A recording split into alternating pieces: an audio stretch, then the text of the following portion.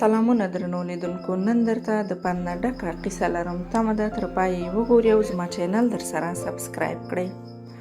یوه ورځ یو سړي خپله میرمن ووهله. میرمن چې پر مخ یې سرې وینې روانې وې، غوښتل یې له خونې ووځي. خاوند یې له دې ویرې چې د خپل پلار کور ته د شکایت لپاره ولاړه نشي، لومړی یې ترې موبایل واخیست او بیا یې دروازه ورپسې بنده کړه او زیاته یې کړه: اجازه نه درکوم چې زما په خلاف شکایت وکړي.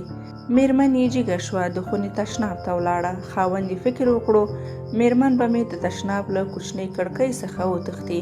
نو د تشناب تر کوچنۍ کړکۍ څو شېبې بهر ودرېدو، مګر هیڅ خبره هم ونه شو.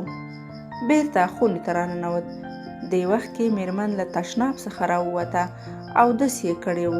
خپل خاوند ته یې وویل: تا فکر کولو چې موبایل به راڅخه واخلې، دروازه به راپسې وتړې، غږ به مې چاته ونه رسوم. زه داسې یو څوک لرم چې په هر حالت کې مې د بندو دروازو تر شا غږ اورېدلی شي. پر لمانځه ودرېده. خاوند یې ورته حیران ولاړ و. میرمن یې ښه اوږده سجدې څخه وروسته لمونځ ختم کړو. لاسونه یې لپه کړل. خاوند یې ورغی، لاسونه یې ورته ښکل کړل. ویې ویل: پر سجده کې دې چې څومره خیره او ازار راته وکړو، بسنه کوي. ما له قصده داسې ونه کړل. شیطان ملعون له لاسه مې داسې وکړل. میرمن یې مخ ور واړاوه.